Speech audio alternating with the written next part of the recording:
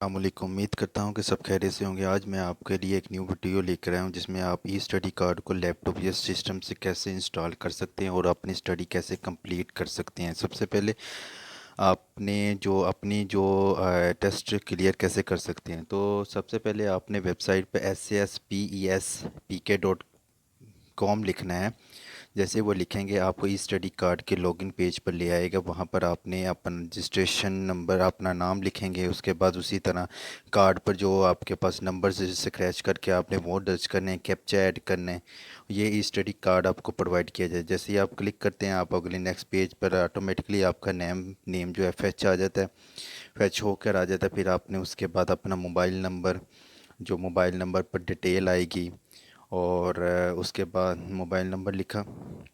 फिर उसके बाद आप अपने यूज़र नेम जो आपने जिसके साथ आपने बार बार लॉगिन होना है आपने वो लिखना है। उसके बाद एड्रेस लिखना है।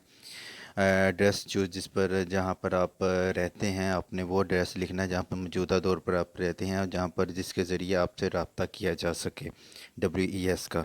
उसके बाद आपने ईमेल आईडी लिखनी है जहाँ पर आपकी रिपोर्ट्स बाकायदगी से सेंड की जाएगी। जैसे कि यूज़र नेम लिखा, उसके बाद आपने कोर्सेज सेलेक्ट करना है कि आपका पंजाब टेक्स्ट बुक है और ऑक्सफोर्ड है, या KPK के हिसाब से है या इफाक के हिसाब से। पंजाब टेक्स्ट बुक या ऑक्सफोर्ड ज़्यादातर ये सिलेक्ट किया जाता है, और ऑक्सफोर्ड की होंगी तो ऑक्सफोर्ड सेलेक्ट किया जाएगा। उसके बाद मीडियम हमने ज़्यादातर यूज़ करना है, जो भी आपके सब्जेक्ट है, इंग्लिश मीडियम, उर्दू मीडियम तो उर्दू मीडियम। उसके बाद आपने पासवर्ड 8 डिजिट का सिलेक्ट करना है और कंफर्म पास करके अपनी क्लास को सिलेक्ट करना है। यहाँ पर क्लास में वो सिलेक्ट कर रहा हूँ जिसमें 12 क्लास, और उसको रजिस्टर कर लूँ। उसके बाद मैसेज आएगा आपके ऊपर, सक्सेसफुली आपका रजिस्टर हो चुके हैं। फिर आपने दोबारा saspes.pk.com पर क्लिक करना है, लॉगिन करना है। और यहाँ पर लॉगिन करने के बाद वही जो आपने यूज़र नेम लिखा था एक दफ़ा आपको, अब भी आपको कार्ड नंबर नहीं ऐड करना पड़ेगा, सिर्फ लो यूज़र नेम और पासवर्ड लिख के आप डायरेक्ट लॉगिन हो जाएंगे। लॉगिन करने के बाद आपको ये 3 किस्म का प्लेटफॉर्म नज़र आएगा जिसमें आपको full syllabus preparation, monthly final test और कंप्लेंट्स और सजेशंस के हिसाब से 3 आपको रेड बटन्स नज़र आ रहे हैं।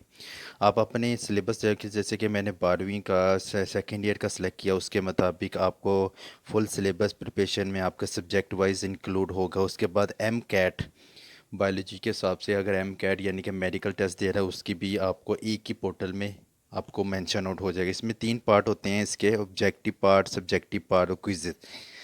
तो उसके मुताबिक हर सब्जेक्ट के ये होते हैं, उसके चैप्टर वाइज होते हैं। जैसे ही हमने क्लिक किया ऑब्जेक्टिव पार्ट्स को तो आपको चैप्टर्स वाइज आपको बटन्स नज़र आ रहे हैं।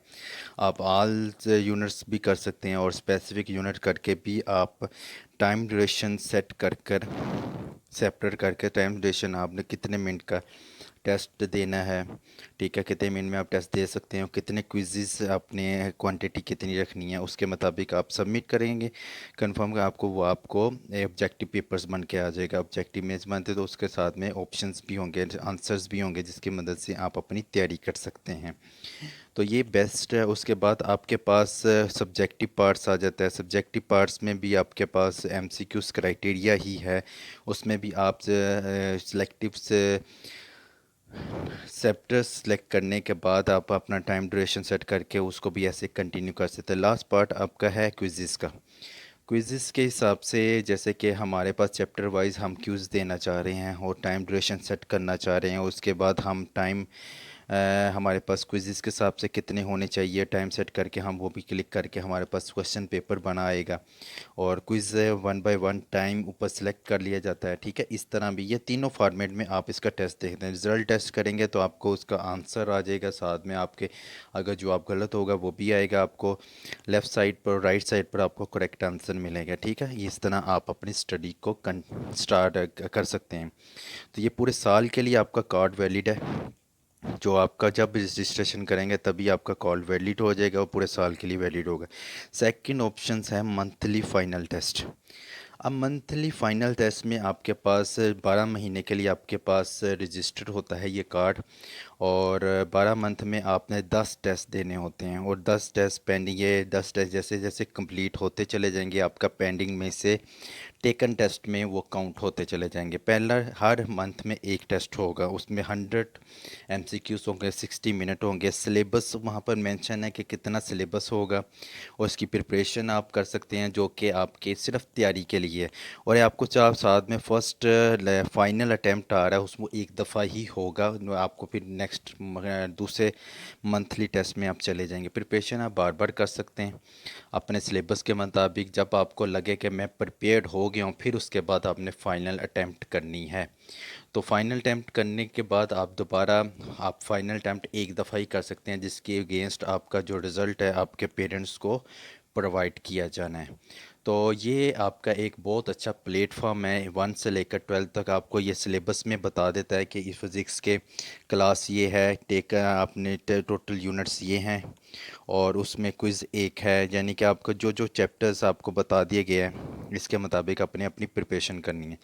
प्रिपरेशन का कोई मतलब नहीं है, आपने प्रिपरेशन अपनी बिना जब मर्ज़ी आप कर सकते हैं, और जब तक आप प्रिपेयर्ड ना हो तब तक आप फाइनल टेस्ट ना दीजिएगा। 60 मिनट्स होते हैं और 100 MCQs होते हैं। जैसे ही आप स्टार्ट टेस्ट करेंगे आपका क्राइटेरिया स्टार्ट हो जाएगा, ठीक है। और आपको साथ में 60 मिनट आपके काउंट होते चले जाएंगे, और इस तरह आप अपनी स्टडी का पर अपनी फोकस कर सकते हैं।